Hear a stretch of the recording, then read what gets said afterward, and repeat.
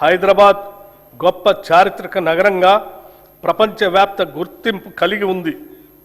ఆనాటి కుతుబ్ షాహీల నుండి నిజాం పాలకుల వరకు ఆధునిక కాలంలో hitech city, outer ring road, Shamshabad విమానాశ్రయం వంటి అద్భుతాలతో ఈ నగరం నిరంతరం అభివృద్ధి చెందుతూనే ఉంది.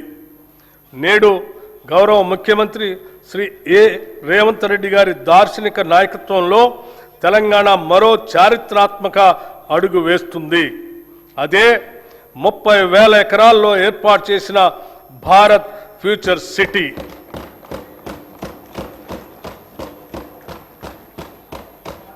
రేడియల్ రోడ్ల నిర్మాణం ఫ్యూచర్ సిటీని నేరుగా ఆంధ్రప్రదేశ్లోని మచిలీపట్నం పోర్టుకి అనుసంధానించే గ్రీన్ఫీల్డ్ జాతీయ రహదారి, భూగర్భ విద్యుత్ వ్యవస్థ, పర్యావరణ అనుకూల స్మార్ట్ గ్రిడ్లతో ఈ నగరం సుస్థిర అభివృద్ధికి నిదర్శనంగా నిలుస్తుంది.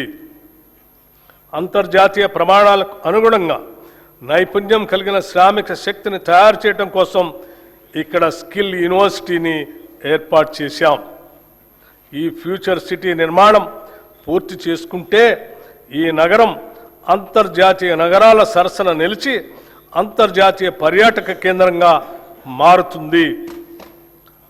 తెలంగాణ ఉద్యమ ఆకాంక్షలలో అత్యంత కీలకమైన ఉద్యోగ నియామకాల భర్తీకి ప్రజాప్రభుత్వం అత్యంత ప్రాధాన్యతనిచ్చింది.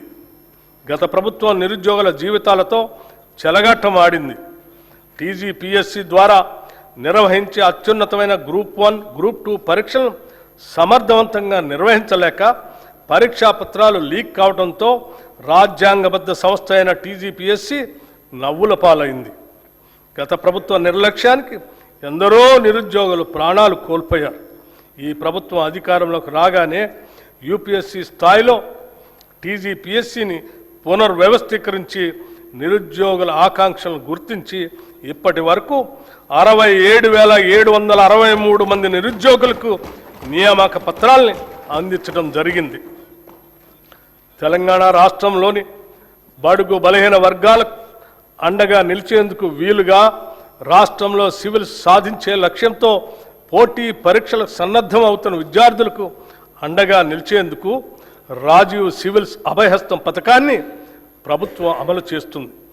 ఈ పథకం ద్వారా ఈ సంవత్సరం ప్రభుత్వ రంగ సంస్థ అయిన సింగరేణి సంస్థ సిఎస్ఆర్ నిధుల ద్వారా సివిల్స్ మెయిన్ పరీక్షలకు హాజరైన 202 మంది అభ్యర్థులకు ₹1,00,000 చొప్పున ఆర్థిక సహాయం అందించింది.